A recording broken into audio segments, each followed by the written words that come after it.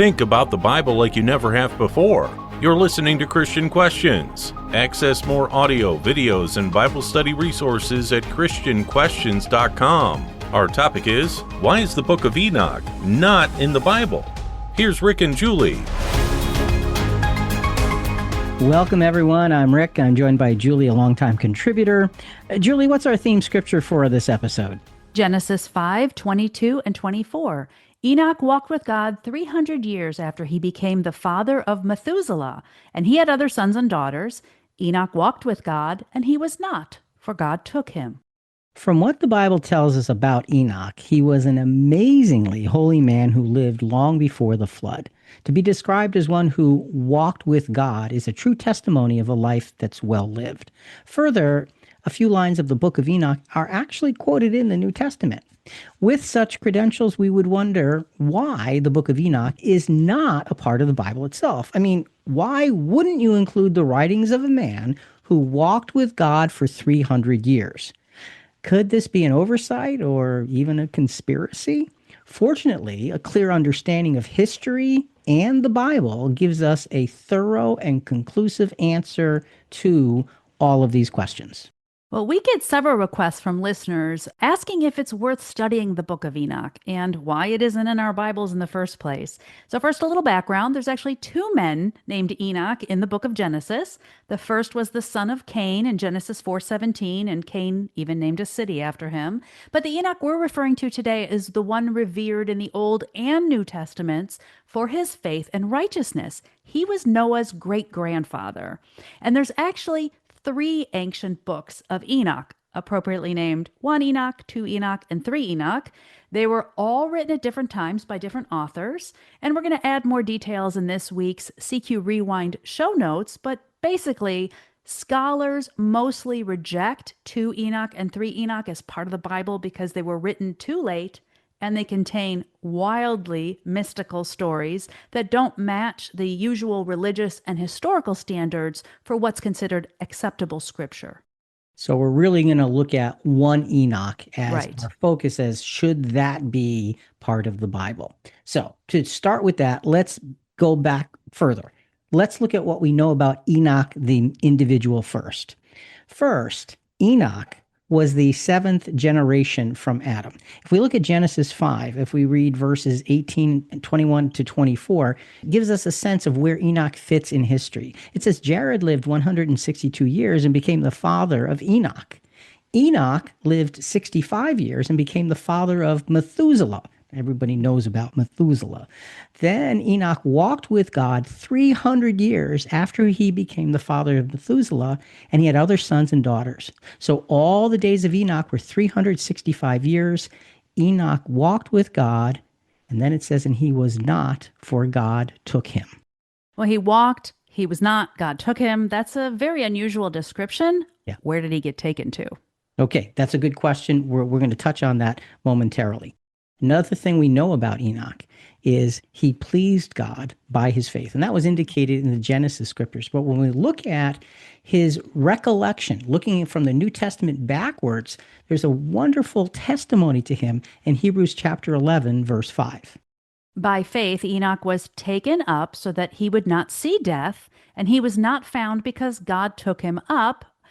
For he obtained the witness that before his being taken up, he was pleasing to God. Well, now this is quoting from that Genesis text you just read. What's happening with this taken up? The King James Version said he was translated, meaning he was moved from one place to another. In the New American Standard Bible, it says taken up. Technically, the word up doesn't belong. It's an added descriptor, and we don't want to be adding to scripture. So it says God took him. So we've got to understand, well, what does that mean? So we're just briefly going to touch on that. Here's what we know. First, we know that the body of Enoch was not found because that's what it said in Genesis. Secondly, we know that Enoch could not have gone to heaven. He could not have gone to heaven. Why do we say that? Let's look at John chapter 3, verse 13. Yes, Jesus is very clear on this. He said, no one has ascended into heaven, but he, meaning it's Jesus, who descended from heaven, the Son of Man. So you have got a plain statement by Jesus that should settle every argument about, well, Enoch was taken up to heaven. No, he wasn't. Because if he was, Jesus of all would have recognized that. There's some mystery about what happened to Enoch, but we know he didn't go to heaven. Right. So we think he died like everyone else. It's just said in a different way. And we are planning an entire future episode on the three deaths the Bible describes in a unique way. We'd have more details on Enoch, as well as Moses and Elijah. So, Rick, let's get into the book of 1 Enoch. One of the most common arguments as to why the book should have been included in biblical canon is that the book is directly quoted in the New Testament. You're right. Enoch warned of judgment, and his warnings were quoted in the book of Jude, the New Testament book of Jude. So let's take a look at that. Jude has only one chapter, so verses 14 and 15. This is where the credit is given. It was also about these men that Enoch, in the seventh generation from Adam, prophesied, saying, Behold, the Lord came with many thousands of his holy ones to execute judgment upon all, and to convict all the ungodly of all their ungodly deeds which they have done in an ungodly way, and of all the harsh things which ungodly sinners have spoken against him. Now, Rick, listen to the striking similarity with 1 Enoch 1:9 and how it reads. Okay. Enoch, the seventh from Adam, prophesied about them. See, the Lord is coming with thousands upon thousands of his holy ones to judge everyone and to convict all of them of all the ungodly acts they have committed in their ungodliness. A lot of ungodly there. So you do have this striking similarity between the two. Now, this is the only place in the New Testament where a passage from 1 Enoch is cited, and it sounds like it's cited verbatim, essentially. And what that does is, what it does prove is it proves that at least some early Christians were familiar with Enoch's prophecy. Now, I just want to add a detail here. They're familiar with Enoch's prophecy. We don't know how much of Enoch's prophecies were handed down through verbal communication, as so many other things were. So I'm just throwing that out as a possibility. We've got this one quote, and you say, well, it's from the Book of Enoch.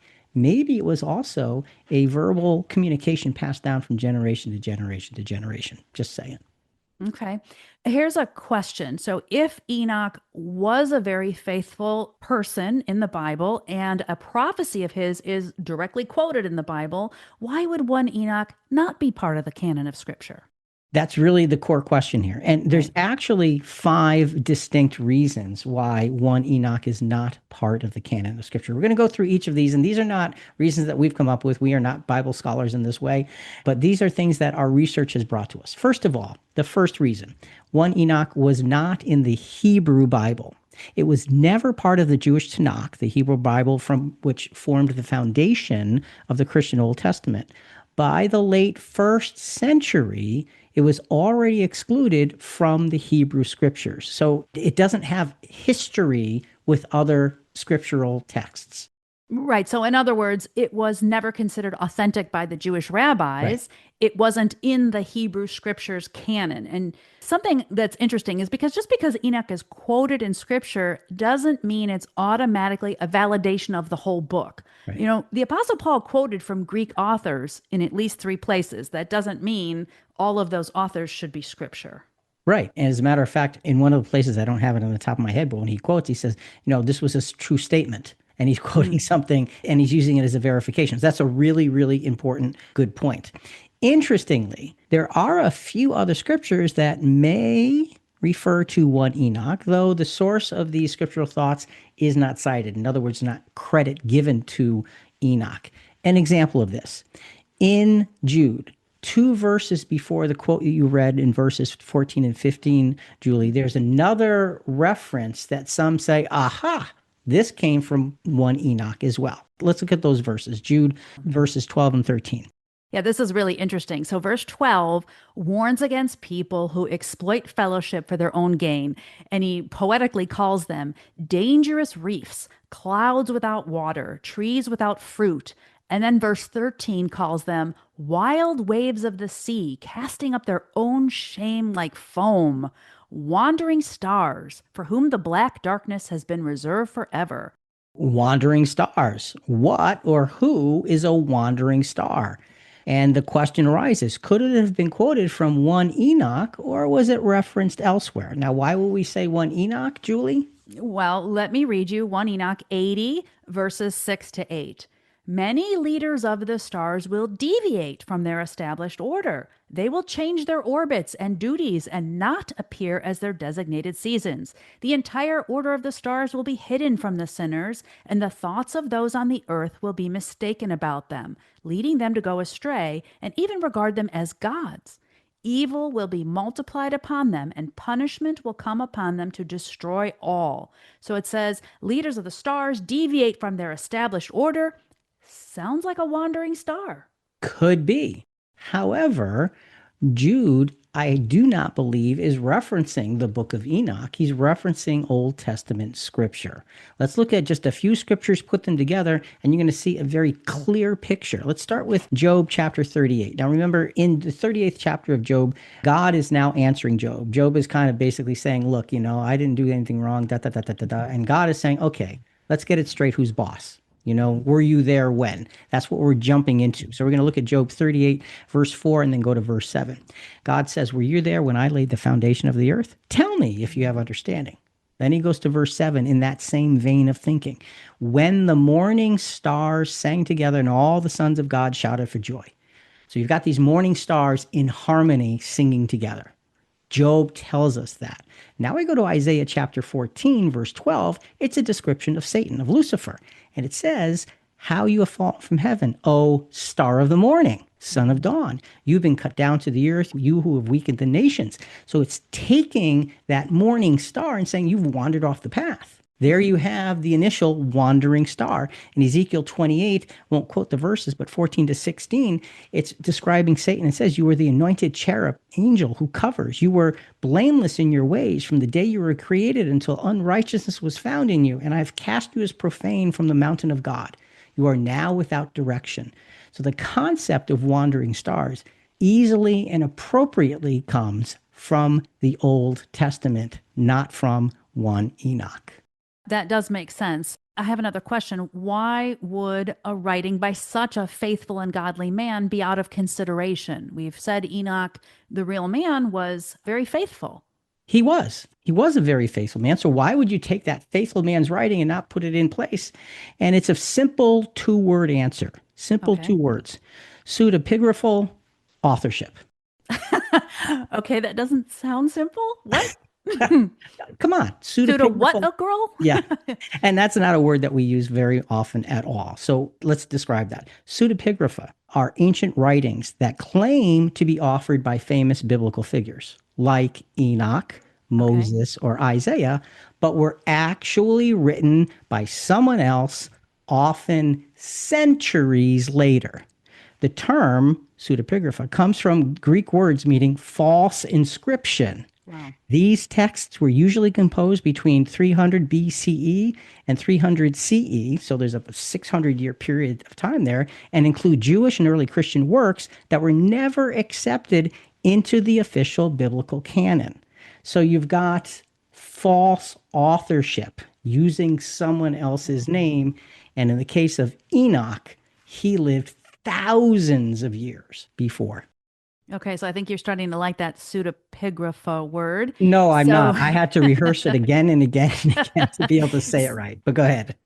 So by being written centuries after Enoch's lifetime, as you said, by unknown authors, 1 Enoch failed the early church's standard for prophetic or apostolic origin. So it means later authors wrote under his name to try to give that work a prophetic authority.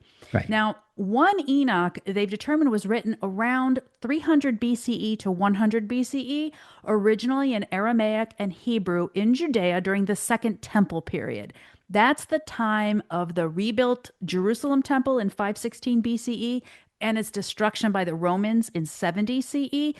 So it's a very specific period of time. It was translated into Greek, but preserved fully only in Ge'ez. That's the classical language of Ethiopia.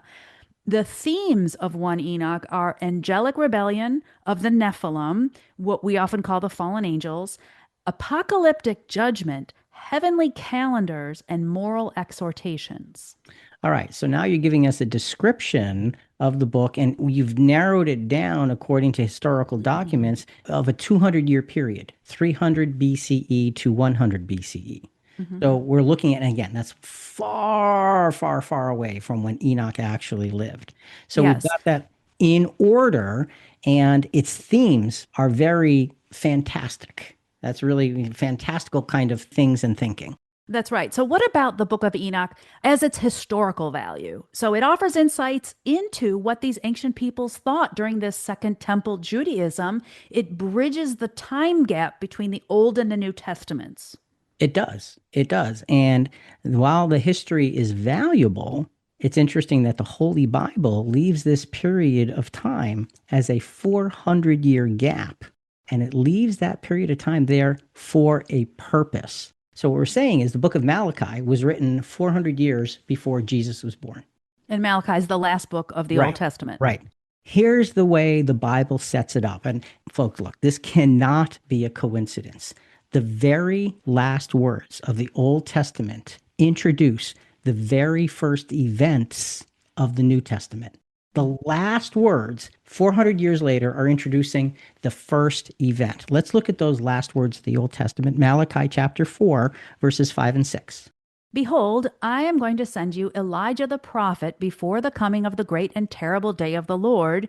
He will restore the hearts of the fathers to their children and the hearts of the children to their fathers, so that I will not come and smite the land with a curse. Obviously, this isn't the old Elijah the prophet. What does that mean? And what happens, the very first event of the New Testament is the angel appearing to Zacharias in the temple, saying to Zacharias, you and Elizabeth are going to have a son. His name is going to be John the Baptist, and he will come in the spirit of Elijah. And it quotes exactly this verse. So what it's saying is you've got in the spirit of Elijah, this man coming to introduce Jesus. So the Old Testament ends saying that's going to happen. And the New Testament begins saying, here it is. Now there was 400 years in between. That's the way the Bible was designed. So in other words, God's not going to have a bunch of writings in between that mess up that bridge, specifically old to new, the exact words. Right. And it's 400 years later, but it's seamless at the same time. When we look at the historical value, that's true, but it has speculative theology. This is the third reason why we look at this and say, yeah, it doesn't fit. 1 Enoch contains, like you mentioned, elaborate angelology, cosmology, and apocalyptic visions that some leaders saw as doctrinally risky or misleading. And for what I know of the book, I agree. Very shaky and very, very misleading and almost too fantastical when you put them in context. During this time, this period of time, many biblical texts were compiled and canonized in new genres like apocalyptic literature and wisdom writings. They flourished. Yes, and wisdom writings offer moral instruction and guidance for living well. And during this 400 period of silence, that's when a lot of error crept in to Judaism. You know, you said angelology. I think that's one of the reasons why people love to look at this book, because it does have all this angel stuff, and we're so curious on that.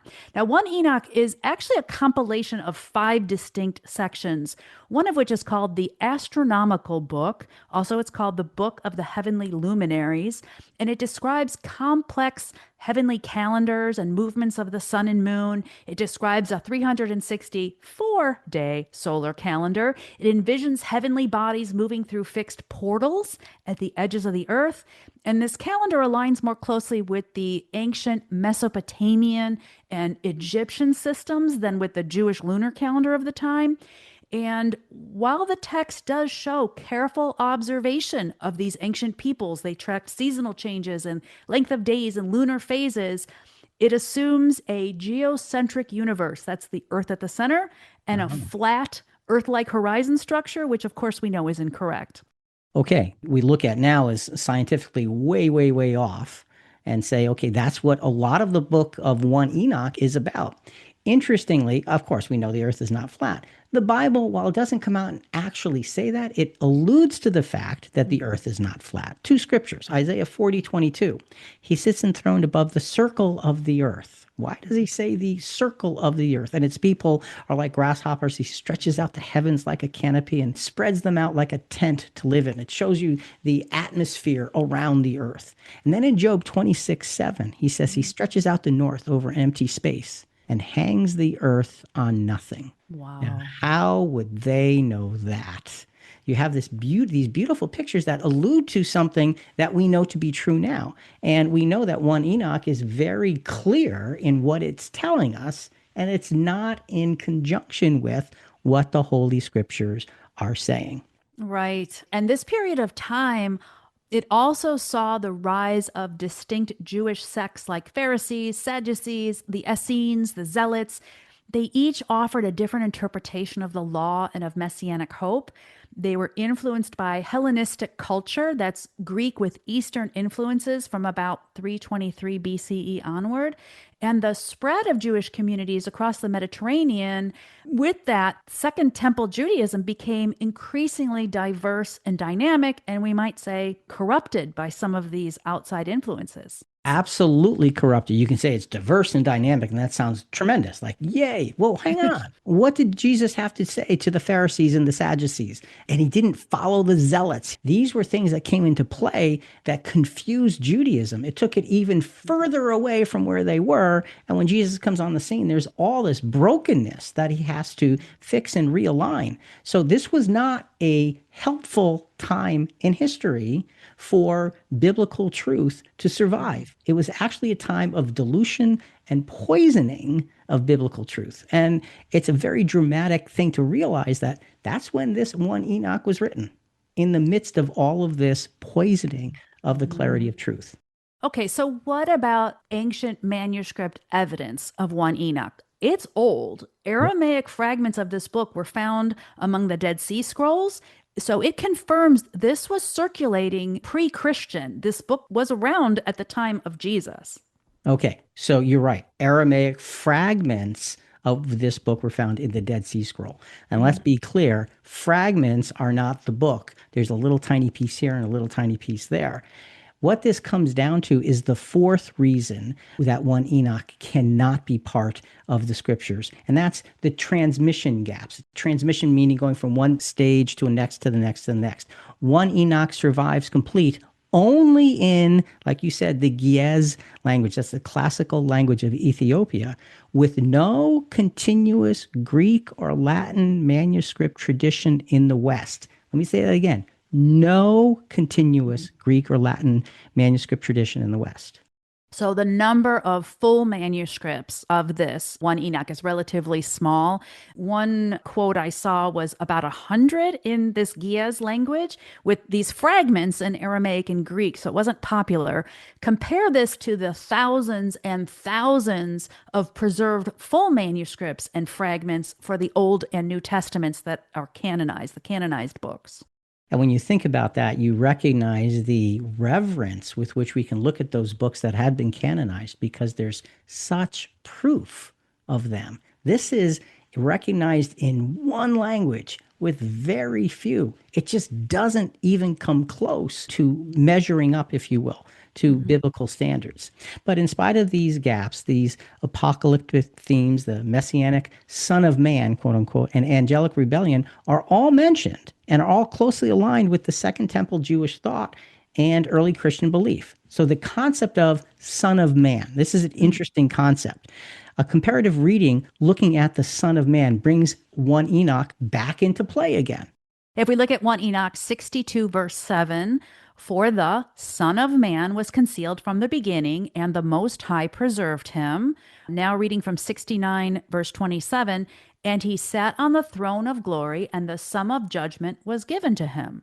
So you hear those in 1 Enoch, and then you go to the words of Jesus in Matthew 25, 31 and 32, and Jesus' own words, he says, but when the Son of Man, you've got that phrase, comes into his glory, and all the angels with him, he will sit on his glorious throne, and the nations will be gathered before him, and he will separate them one from another, as the shepherd separates the sheep from the goats.